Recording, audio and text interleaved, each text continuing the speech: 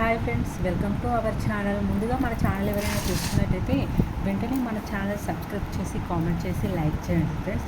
సీరియల్లో జరిగేది ఏదైనా విశేషాలు మీకు తెలియాలంటే ఫస్ట్ మన ఛానల్ సబ్స్క్రైబ్ చేయండి ఫ్రెండ్స్. అయితే పొదరిల్లు సీరియల్లో మహాలక్ష్మి చక్రి వాళ్ళ ఇంటికి వస్తుంది. మహాలక్ష్మి చూడగానే నారాయణ చాలా సంతోషంగా ఫీల్ అవుతాడు. గుంజీలు తీస్తూ సారీ చెప్తూ ఉంటాడు నారాయణ. మహాలక్ష్మి ఏంటది నారాయణ అంటాడు, చక్రికి తప్పుడు సలహా ఇచ్చినందుకు. అనగా మీరు ఎప్పుడైనా మంచి సలహా ఇచ్చారా అని అడుగుతారు.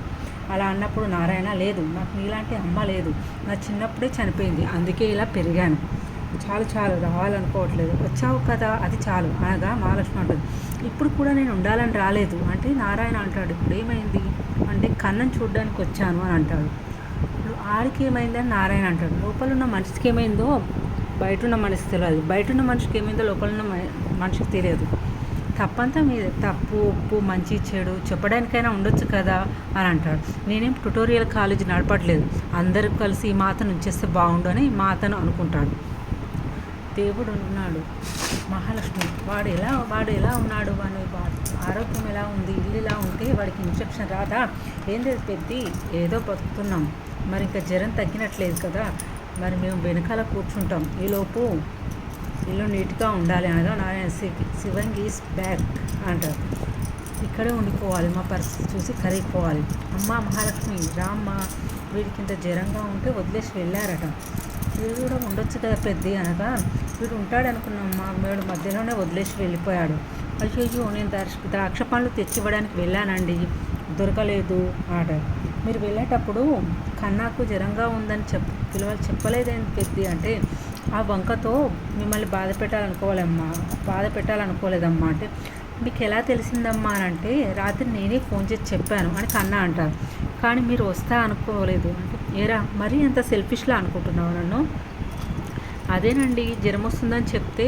తప్పకుండా వస్తుందని చెప్పాను, అందుకే చేసినట్టున్నాడు, ఏదేమైనా మీరు రావడం చాలా సంతోషంగా ఉంది అనగా మహాలక్ష్మి, పెద్ది మీ చేత్తో టీ ఇస్తారా, హాస్టల్ టీ వల్ల టీ తాగడమే మానేశాను, అయ్యో ముందుగా ఏదైనా తెలిస్తే నీకు టిఫిన్ చేసి రెడీగా ఉంచేవాడిని, దోశ ఏమైనా వేయనా అని పెద్ది మహాలక్ష్మిని అంటాడు.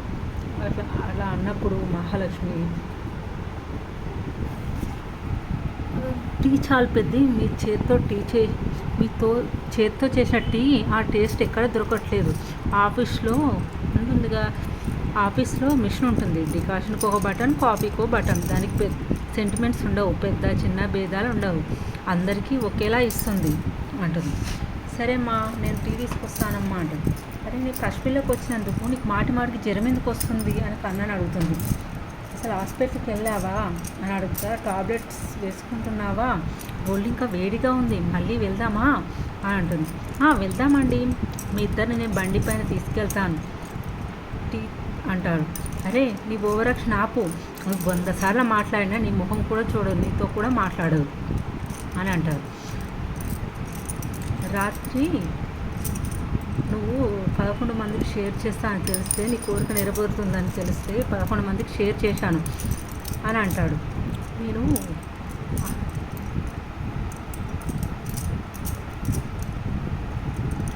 మీరు ఇక్కడే ఉండిపోవచ్చుగా అని అంటాడు. మీరు అలా అడగకూడదురా, ఇబ్బంది పెట్టకూడదురా, వాడేదో అడుగుతున్నాడు, అడగనివచ్చు కదా, నువ్వు మోస్తావా, పొద్దున నీకు చక్రి అన్నతో ప్రాబ్లం అనిపిస్తే తననే బయటికి పంపించేస్తాం, బయట ట్రావెల్స్లోనే కార్లోనే ఉంటాడు, వద్దున మీరు ఇక్కడే ఉండండి, చక్రి అనుకుంటాడు నా చుట్టూ ద్రోహులే ఉన్నారు, నేను టిఫిన్ చేస్తాను అని పెద్ది తనకు దూరంగా ఉండు అని చెప్పి వెళ్తాడు. నారాయణ అనుకుంటాడు, ఉండిపోతే బాగుండు, ఎవరు చెప్తే వింటుంది శివాంగి, ఎవరు చెప్పినా వినలేదే శివాంగి అనగా, కన్నా తీసుకో అనగా, ఇదిగోమ్మా నాకు కూడా దోశలే కావాలి, అదిగో మహాలక్ష్మి కన్నాకి దోశ పెడుతుంది, ఇదిగో తిను, ఎన్నిసార్లు బతికినా తినలేదు, నువ్వు రాగానే ఇలా లేచి కూర్చున్నాడు తింటున్నాడు తెలుసమ్మా, వాడికే తెలియదు అనగా, అందుకే కదా పెద్ద నేను వచ్చింది, మీరు వచ్చారంటే ఇంకా నమ్మలేకపోతున్నాను అనగా, ఎన్నిసార్లు అంటావురా, తిను, ట్యాబ్లెట్ వేసుకోవాలి కదా అంటారు. ఇంకా నీ చేతి వెంట రుచి చూశాక ఇంకెక్కడ నచ్చడం లేదు పెద్ద అనగా, ఇక్కడే ఉండండి, నేను ఇంకెప్పుడు మిమ్మల్ని ఇబ్బంది పెట్టను అంటాడు చక్రి. ఏమ్మా హాస్టల్లో భోజనం సరిగ్గా ఉండదు అనగా, అక్కడ పెద్ద లేడు కదా అంటారు. ఏంటి ఎవరు నన్ను మాట్లాడేయకుండా నోరు మూస్తున్నారు అనగా, నోర్మి నీ మాత్రం రానియకుండా చేస్తావా? తను నీ ముఖం కూడా చూడలేవడం లేదు కదరా, ఎన్ని మాట్లాడినా జవాబు ఇస్తుందా? నీకు దండం పెడతాను, నీ వల్లే వదిన మాకు దూరం అయింది అనగా, ఆమె నా భార్యరా అంటే ఆమె వింటే ఈసారి చెప్పు తీసుకొని కొడుతుంది అంటాడు. ఇక కాసేపు అయినాక ఫ్రూట్స్ తిను, ఎనర్జీ వస్తుంది అనగా, సరే వదిన అంటాడు. సరే పెద్ది నేను వెళ్తాను అని మహాలక్ష్మి అంటుంది. అలా అనకూడదు, వెళ్ళొస్తానమ్మా అంటారు. ఏమంటి ఆ రోజు ఏదో అనగా, ముయ్యి నువ్వు ముయ్యి అంటాడు పక్కన. అమ్మ మహాలక్ష్మి, వదిన వదిన నీకు నన్ను చూడాలనిపిస్తే ఫోన్ చేయరా, బయట కలవచ్చు మనం అనగా, ఆటో ఎక్కించడానికి వస్తామా అంటాం. అన్నయ్య తనకి నేను తోడుగా వెళ్తాను, ఇంట్లో ఉండడానికి కూడా ఒప్పిస్తాను అనగా, సరే కానీ ఎక్కువగా ఇబ్బంది పెట్టకు. సరే అమ్మా నేను సైడ్కు వెళ్ళాలి, చక్రి నిన్ను బండి పైన దింపుతాడమ్మా అనగా, పర్లేదు పెద్ది వాడు నిన్ను దింపుతాడులే అని అంటాడు. వాడికి పని పాట లేక వాడు ఇంట్లోనే ఉంటున్నాడు, డ్రాప్ చేస్తాడులే అంటాడు.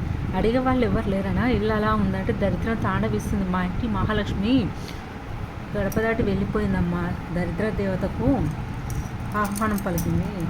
ఎవరు లేరైనా బీడీల మీద బీడీలు కాల్స్తున్నావు అనగా, మీరు ఉండిపోతానంటే చెప్పు, బీడీలు కాల్చాడు, నాతో గొడవ పడేవాళ్ళు ఎవరు లేరు అనగా, సరే పెద్ది నేను బయలుదేరుతాను అనగా, కన్నా వదిన నాతో ఒక మాట అడగొచ్చా అనగా, ఎందుకురా అంటే, ఒక గంట నాతో కలిసి గుడికి వస్తారా అని అడుగుతాడు.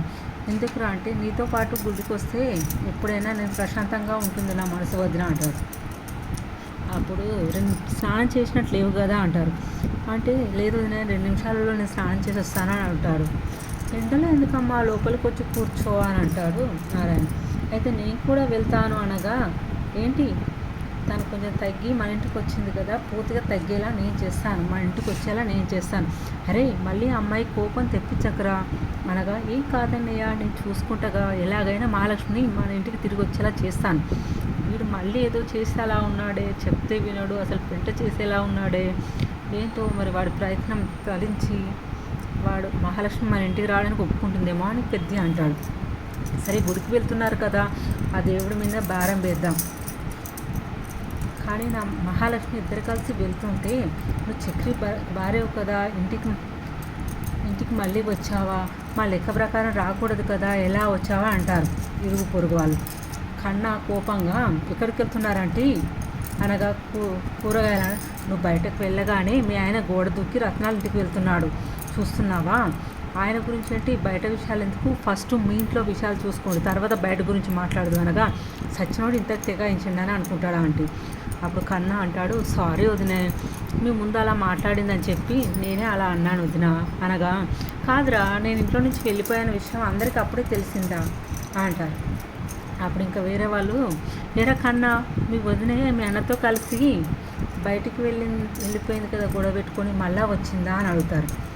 బాబాయ్ నీకేం పని లేదా, పని పాట లేదా, మా గురించి నీకెందుకు బాబాయ్ అని అంటారు. అరే ఈ పిల్ల తాగుబోతు నారాయణ కూడలే కదా, చక్రి భార్య కదా, మళ్ళీ వచ్చిందా అని కుసకుసలాడుకుంటూ ఉంటారు ఇరుగు పొరుగు వాళ్ళు. అయినా ఆ కుంపలో ఆడవాళ్ళు ఎందుకుంటారే, సచ్చినా ఉండరు అని అనగా, కన్నా బిందెలో నీళ్ళు పారపోస్తా, సచ్చినట్టు మళ్ళీ అక్కడికి వెళ్ళి తెచ్చుకోవాలి అని చాలా కోపంతో ఇరుగు పొరుగు వాళ్ళను అంటాడు కన్నా. అది చూసి మహాలక్ష్మి, ఏంటి ఇలా అంటున్నారు, మహాలక్ష్మికి ప్రతి ఆడవాళ్ళకి మన ఇంటి గురించే కావాలి, మా ఆడవాళ్ళకి మా నాన్న వల్ల పరువు పోయింది, అది కాదన్నట్టు ఇంకా మళ్ళీ మొదలుపెట్టారు. వదిన మీరు ఇదంతా పట్టించుకోకండి, మీరేం ఆలోచించకండి వదిన, మాకు ఇదేం కొత్త కాదు, కొత్తగా ఇంకొక విషయం చేరింది అంతే. నాకు బాధగా ఉందిరా, మీ ఇంట్లో ఒక ఆమె చనిపోయింది, ఇంకొక ఆమె వెళ్ళిపోయింది, నేను కూడా ఇల్లు వదిలి వెళ్ళిపోయాను, అందరూ అనుకునేదే నిజమయ్యేలా ఉందేంట్రా, అయితే మాత్రం నేను ఇష్టం లేకుండా ఇంట్లో ఉండమని చెప్పలేం కదా వదినే, ఇవన్నీ మామూలే వదినే మాకు అని అంటాం. ఎలాగైనా తనను ఇంప్రెస్ చేయాలి, మా ఇంట్లోనే ఉండేలా ఒప్పించాలి స్వామి, నా ప్లాన్ వర్కౌట్ అయ్యేలా చూడు తండ్రి అని అంటారు. అరే వచ్చారా మీరు, ఇదే గుడికి వచ్చారా అని చక్రి అంటాడు. తెలియకుండా వచ్చినట్టు, నేను వచ్చిన గుడికి మీరు వచ్చారా, భలే వచ్చారంటే తెలియకుండా వచ్చినట్టు లేదు, తెలిసే వచ్చినట్టు ఉండదు అంటే, అలా ఏం లేదు, నేను ఒక దేవత కోసం వచ్చాను రా అంటాడు. ఏంటి బాబు ఏంటి ట్రెండ్ మారిందా, అర్చన అభిషేకం అలాంటి పూజలు ఏం లేవు కదా బాబు అనగా, ఇంతకు ఏం చేసావని పంతులు గారు అడుగుతాను. ఒక తప్పు చేశాను పంతులు గారు, చాలా పెద్దది, క్షమించరా అంది. ఒక తప్పు చేశాను అని అంటాడు. ముందు తీర్థం తీసుకున్నానా అంటాడు. నేను చేసిన తప్పుకి ప్రాయశ్చిత్తం చేసుకోవాలంటే ఏం చేయాలి అంటే 116 పూర్లు దండం పెట్టాలయ్యా అంటారు. ప్రదక్షిణల విషయం ఏమో కానీ నువ్వైతే పక్కా పైకి వెళ్తావని అంటాడు పూజారి. పంతులు గారు ఇంకో ఆప్షన్ ఏం లేదా అని అడుగుతారు చక్రి.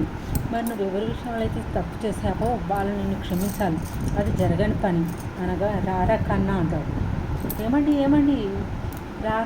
రారా కన్నా అంటుంది. ఏమండి ఆగండి అంటే, ఏంటి మీ గోల అంటే, గోల కాదండి, నా బాధ అర్థం చేసుకోండి, నన్ను క్షమించండి అంటే, నో నెవర్ అని మహాలక్ష్మి అంటుంది. అలా అంటే ఎలా అండి, తప్పు చేసినప్పుడు ఇలానే అంటారండి అన్న. ప్లీజ్, మేమైతే ప్రశాంతత కోసం గుడికి వచ్చాము, నీ కారణంగా నువ్వు చెడగొట్టకంటే. నేను ప్రశాంతత కోసం వచ్చారా, తను క్షమించే నాకు మనశ్శాంతిగా ఉంటుంది అనగా, ఆ బుద్ధి తప్పు చేసేటప్పుడు ఏమైంది అని అంటుంది.